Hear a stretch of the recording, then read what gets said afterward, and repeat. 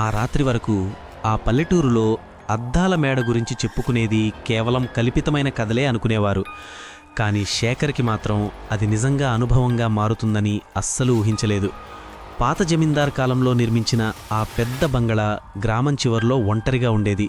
చుట్టూ పెద్ద పెద్ద వేప చెట్లు, పాత తాటి చెట్లు, వెనకవైపు చిన్న చెరువు, ముందు భాగంలో పగిలిపోయిన రాతి విగ్రహాలు.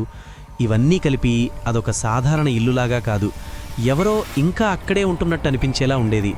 చిన్నప్పటినుంచి శేఖర్ విన్నది ఒకటే, ఆ మేడలో ఉన్న ప్రతి గది లోపల అద్దాలే అద్దాలు. ఎక్కడ చూసినా మనమే కనిపిస్తాం, కానీ కొన్నిసార్లు ఆ అద్దాలలో కనిపించేది మనం కాదని, ఇంకెవరో.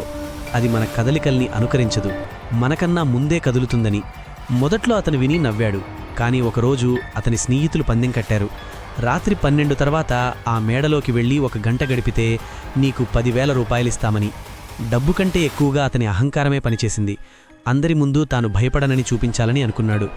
ఆ రాత్రి 12 గంటలు దాటిన తర్వాత అతను చేతిలో టార్చ్ పట్టుకుని ఆ మేడ గుమ్మం దగ్గరికి చేరాడు.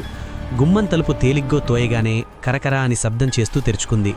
లోపల గాలి చల్లగా, పాత దుమ్ము, తేమ, ఏదో పాడైపోయిన వాసనలా ఉంది. గోడల మీద పెద్ద పెద్ద అద్దాలు, కొన్ని పగిలి ముక్కలు వేలాడుతూ ఉన్నాయి. టార్చ్ వెలుతురు పడగానే అతని ప్రతిబింబం అనేక ముక్కలుగా విడిపోయి కనిపించింది. మొదట్లో అంతే అనుకున్నాడు, కానీ కొద్దిసేపటికి ఒక విచిత్రం గమనించాడు. అతను టార్చ్ కుడివైపు తిప్పితే ఒక అద్దంలో ఉన్న ప్రతిబింబం మాత్రం కదలలేదు. అతని గుండె ఒక్కసారిగా బలంగా కొట్టుకుంది.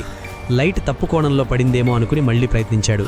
కానీ ఈసారి ఆ అద్దంలో కనిపిస్తున్న శేఖర్ తల మెల్లగా ఎడమవైపుకి తిరిగింది. నిజమైన శేఖర్ మాత్రం కదల్లేదు. అతని శ్వాస ఆగిపోయినట్టయింది. వెనక్కి 1 అడుగు వేశాడు. అద్దాలలోని ప్రతిబింబాలు కూడా వెనక్కి వచ్చాయి. కానీ ఒకటి మాత్రం ముందుకు అడుగు వేసింది. చెమట చిందింది. అతను ఒక్కసారిగా తిరిగి బయటికి పరిగెడతాలని అనుకున్నాడు. కానీ తలుపు వైపు చూసేసరికి అక్కడ కూడా అద్దమే కనిపించింది.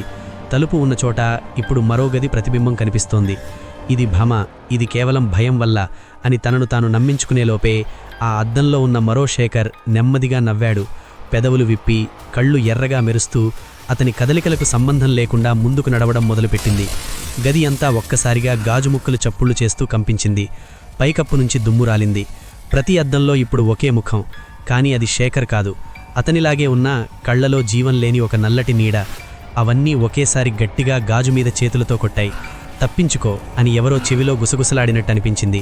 అతను గుండె బరువుతో ఒక అద్దం వైపు పరిగెత్తి దాన్ని పగలగొట్టాడు. గాజుముక్కలు చెల్లాచెదురయ్యాయి. చేతికి రక్తం కారింది. కానీ పగిలిన అద్దం లోపల ఖాళీ కాకుండా నల్లగా కదులుతున్న చీకటి కనిపించింది.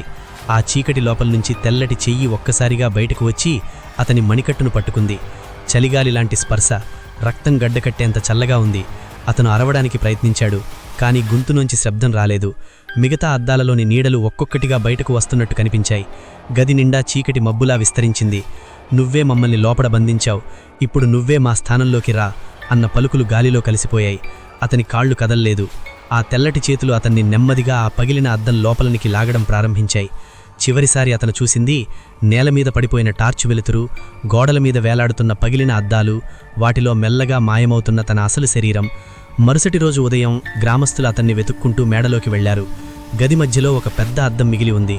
మిగతావన్నీ పగిలిపోయి ఉన్నాయి. ఆ ఒక్క అద్దంలో మాత్రం శేఖర్ నిలబడి ఉన్నట్టు కనిపించాడు. లోపల నుంచి గట్టిగా గాజు మీద కొడుతూ బయటకు రావాలని ప్రయత్నిస్తున్నాడు. కానీ బయట ఉన్నవాళ్లకి అది కేవలం వారి ప్రతిబింబమే అనిపించింది. అప్పట్నుంచి ఆ అద్దాల మేడ దగ్గరికి వెళ్లేవాళ్లు ఒకటే చెప్తారు, లోపల ఎవరో గాజు మీద మెల్లగా తడుముతున్న శబ్దం వినిపిస్తోందని. అది శేఖర్ కావచ్చు, లేక ఇంకా లోపల బంధించబడిన మరెవరో కావచ్చు. మన దెయ్యాల కథలు ఛానల్ని అందరూ తప్పకుండా సబ్స్క్రైబ్ చేసుకోండి. అలాగే మీ అభిప్రాయాలను కమెంట్స్ రూపంలో తెలియజేయండి. నేను మీకోసం ఇలానే మరిన్ని దెయ్యాల కథలతో మీ ముందుకు వస్తూనే ఉంటాను.